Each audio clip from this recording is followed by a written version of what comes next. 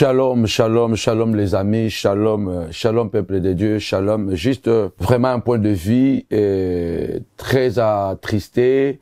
Vraiment, je ne sais pas quoi dire parce que ce sont des choses qu'on ne souhaiterait jamais voir dans notre vie, dans notre parcours. C'est vrai, comme la Bible dit que ne te vante pas du lendemain, car tu ne sais pas ce qu'un jour peut enfanter. La vie est faite de hauts et de bas. La vie est faite de victoires et des échecs. La vie est faite de succès et de défaites. Malheureusement, c'est ça qui fait la vie. Je voudrais vraiment que nous puissions soutenir et prier pour maman, la sœur, pour les gens, la petite sœur, pour les autres. Moi, je préfère l'appeler maman parce que j'aime appeler toutes les femmes maman. Il faut prier pour maman Péniel. Il faut prier pour elle parce que la Bible dit que portez les fardeaux les uns les autres, soutenez-vous les uns les autres, ainsi vous accomplirez la loi de Jésus-Christ. Je me suis réveillé aujourd'hui, je vis certaines vidéos, certaines images, pour moi c'est très choquant, c'est très brutal, et je me dis mais comment on peut tomber sur bas? Qui est la femme? La femme est une fleur. La femme elle est tellement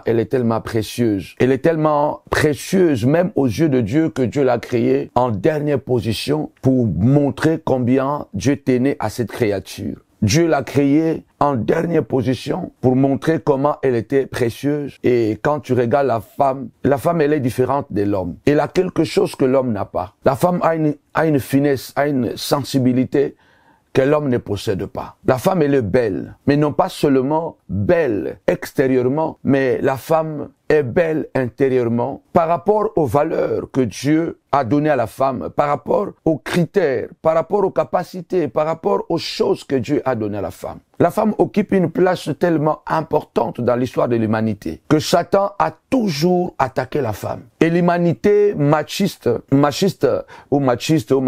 ne sais plus, a toujours cherché à dénigrer la femme, a toujours cherché à minimiser la femme. C'est pourquoi nous voyons dans quasiment dans toutes les sociétés, la femme a dû se battre pour pouvoir avoir sa place dans la société. Et jusqu'aujourd'hui, dans certains pays, pour ne pas citer les noms, les femmes sont considérées encore comme des bétails, comme des animaux. J'étais tellement choqué d'entendre à la télévision un pays du Moyen-Orient qui venait à peine, je crois, il y a 2 ans, de reconnaître que la femme avait aussi une âme. La femme était aussi un être humain. C'est dingue. Même le christianisme a relégué la femme à la dernière position. Dieu ne l'a pas créée en dernière position pour qu'elle soit en dernière position. Le Seigneur Jésus a dit quoi? Le Seigneur Jésus a dit, les derniers seront les premiers et les premiers seront les derniers. Et Dieu, en créant Adam, en créant tout ce qu'il a créé, en plaçant Adam dans le jardin, il a mis Adam à l'épreuve. Et à la fin, il a dit que ce n'était pas bon que l'homme soit seul. Qu'il fallait absolument qu'il y ait une aide, un soutien, qu'il y ait un apport. Je lui ferai une aide semblable à lui. Et Dieu créa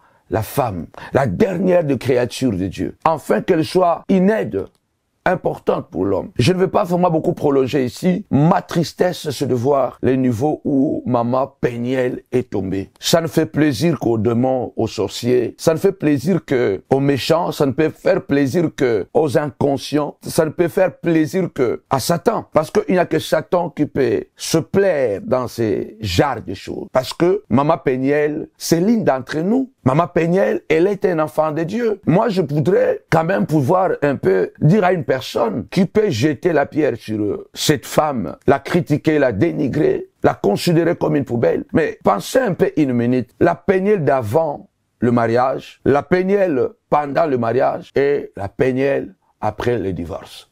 Ce n'est plus la même personne. Cette femme souffre. Cette femme a un problème sérieux. Cette femme, et je ne vais pas aller trop loin dans mes expressions, mais cette femme, elle a perdu quelque chose. Elle est en quête de quelque chose. Elle cherche quelque chose qu'elle a perdu. Et moi, je crois qu'elle aime encore. Elle aime encore le papa de ses enfants. Pour moi, c'est son mari, parce que chez nous, les Bantous ont dit que une relation, un mariage où il y a eu des enfants ne se sépare jamais. Donc, quand un homme et une femme se mettent ensemble et qu'ils font des enfants, chez nous, les Bantous, le mariage n'est plus possible de se diviser. Même si vous êtes séparés, officiellement divorcés, ce mariage reste. C'est pourquoi c'est très important de comprendre que la Péniel d'avant, si notre frère, homme de Dieu, aujourd'hui je crois qu'il est pasteur, si il a épousé, c'est parce que cette fille avait de bonnes bases, était une fille d'une bonne classe, était une fille issue d'une bonne famille. Parce que le bien-aimé ne pouvait pas aller épouser n'importe qui. Sachant déjà, pas aujourd'hui, ça fait des années que notre bien-aimé, il est quand même parmi les chantres connus du corps du Christ. Donc si il est allé épouser cette fille, c'est parce que, moi je crois de tout cœur, cette fille avait de bonnes bases. Elle était très bien structurée, très bien éduquée. Et nous avons vu le somptueux. Ce n'est plus la Péniel, maman Péniel, qu'on présentait, que son ex, je ne vais même pas dire ex, que le papa de ses enfants, je préfère cette expression, le papa de ses enfants, présenté à la télévision. Une fille timide, une fille qui à peine arrivait à communiquer, une fille qui apparemment, bon, on peut se dire que c'est les apparences, mais moi je crois que si on l'a prise en mariage, c'est parce qu'elle avait, en quelque sorte, entre guillemets, mérité ce mariage. Elle avait mérité ce mariage. Elle avait mérité ce mariage parce que le frère pouvait aller se marier à à quelqu'un d'autre, à une autre fille. Il en connaissait beaucoup. Mais si il s'est marié à cette fille, c'est parce que elle réunissait de critères d'être une épouse, d'être une mère. Et elle l'a été parce qu'elle a eu 2 enfants avec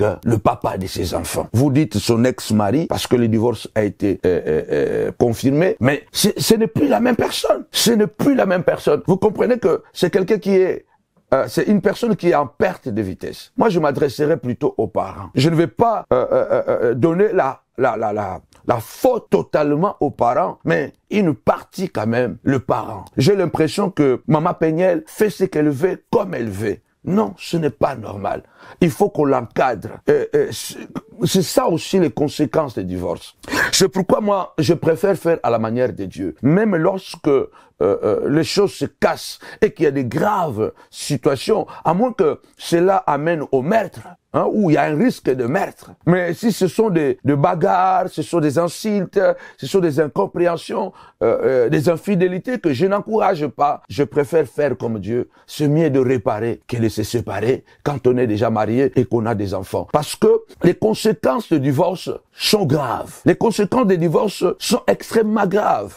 Et là, on voit cette femme vivre le mauvais côté du divorce. Est-ce qu'elle veut se venger? Est-ce qu'elle aime encore son mari? Qu'est-ce qu'elle cherche? Il y a quelque chose. Donc, il n'y a pas que les enfants qui subissent les conséquences du divorce. C'est un traumatisme, le divorce. Et ces traumatismes, combien on n'a pas vu, même des hommes, de médecins. Dernièrement, je vis à la télévision un jeune médecin de 45 ans, clochard, à cause d'un divorce. Le divorce l'a tellement traumatisé au point qu'il a pété les plombs. Excusez-moi le terme. Il a perdu la tête. Il s'est retrouvé clochard, un médecin, à cause d'un divorce. La femme a tout pris. Elle a pris les enfants. Elle a pris la maison. Et l'homme n'a pas supporté, malgré que c'est un médecin.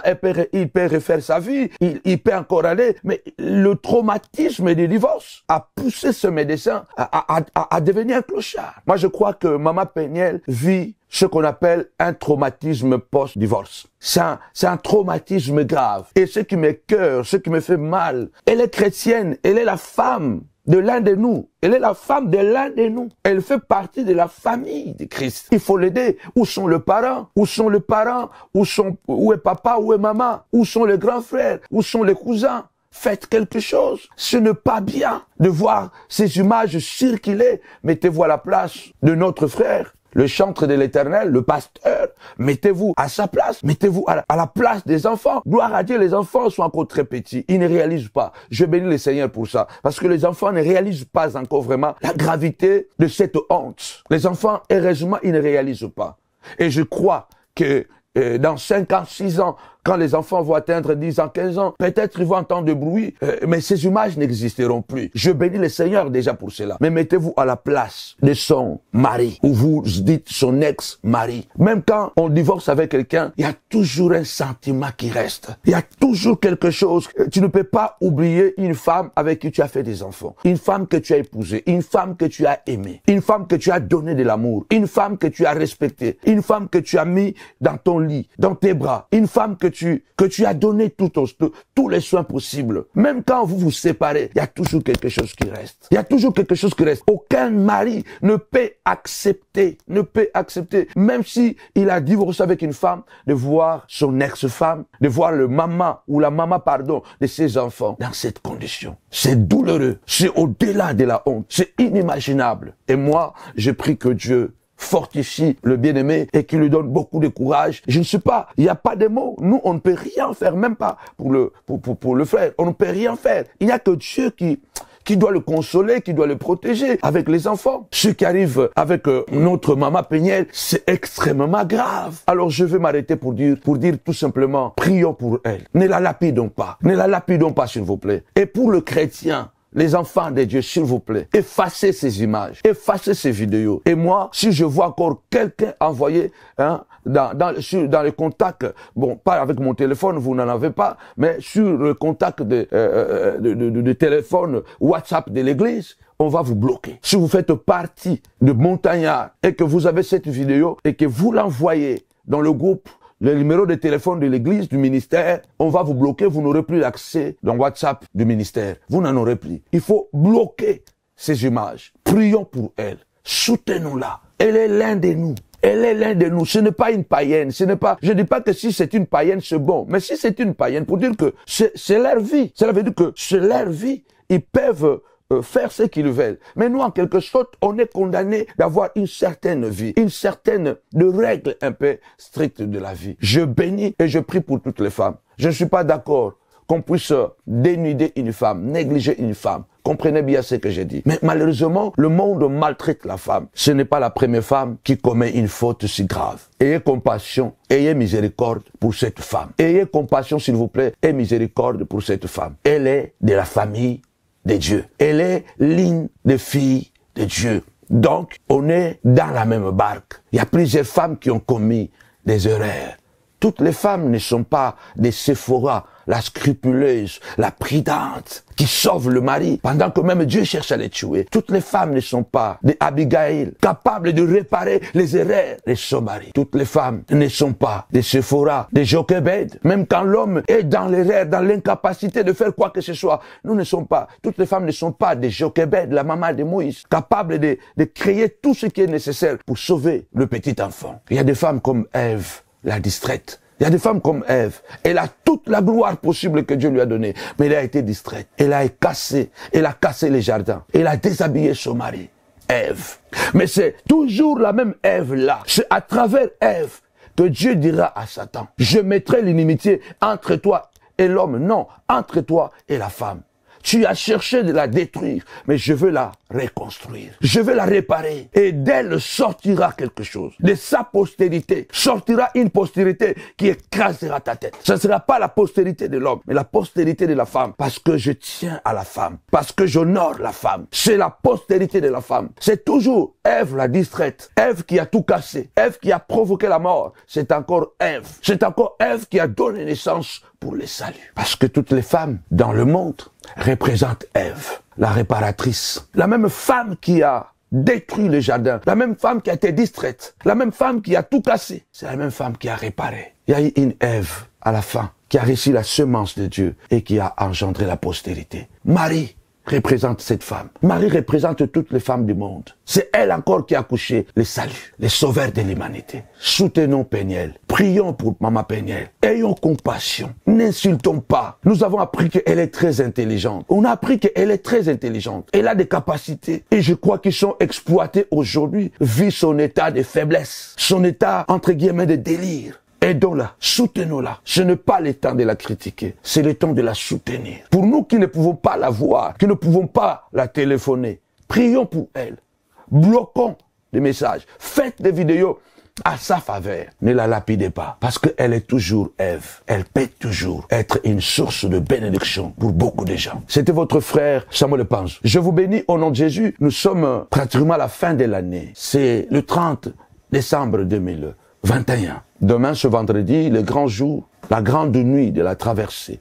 Alors nous vous invitons aussi, on profite aussi de cette occasion de vous inviter à être là, ce vendredi au 78 rue de Paris, Villeneuve-Saint-Georges, de 22h à l'aube. C'est la nuit de la traversée, la nuit prophétique, la nuit des transformations, la nuit des possessions, la nuit des conquêtes, la nuit d'un double revêtement. L'année prochaine doit être l'année du travail, pas l'année de la paresse, mais l'année du travail. Dieu rémunère le travail. Allez au travail, cherchez du travail.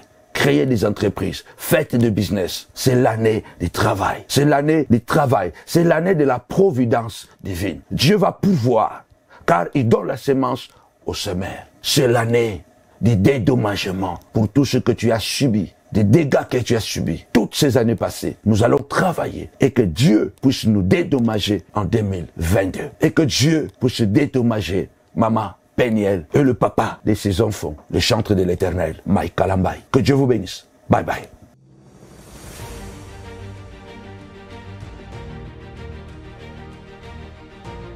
Shalom peuple de Dieu, shalom, que Dieu vous bénisse au nom de Jésus. Encore une bonne nouvelle parce que le 31 décembre, vous êtes tous invités à cette grande nuit de la traversée. Nous vous invitons à la grande veillée des prières. Shalom la famille, c'est la fin de l'année. J'invite à toutes les guerrières comme moi à ne pas manquer à cet événement. Ce sera une grande veillée de traversée que nous allons passer de l'autre côté, n'est-ce pas, en 2022 avec le Seigneur Jésus-Christ. Alors tu n'as pas raison de rester. Viens terminer cette année avec nous dans la victoire. Que Dieu vous bénisse. 2021 prend fin, nous accédons en 2022. Les choses n'ont pas été faciles à cause de la pandémie et de vent, de la maladie qui souffle partout à travers la terre. Mais nous croyons, celui qui habite sous l'abri du Très-Haut repose à l'ombre du Tout-Puissant. Dieu nous a fait du bien pendant toute cette année 2021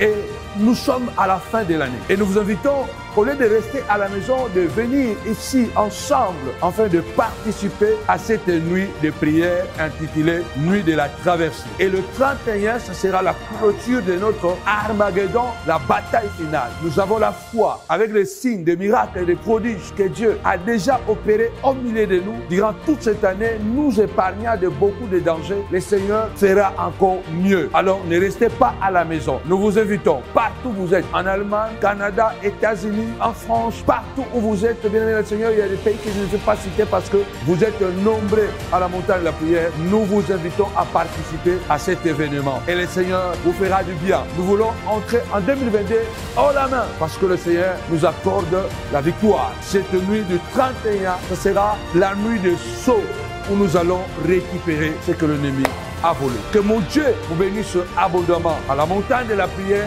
ça ne rate jamais. Avec Jésus, c'est toujours possible. Nous vous invitons massivement. Soyez nombreux. Le 31 décembre de 22h à l'aube. Au nom de Jésus.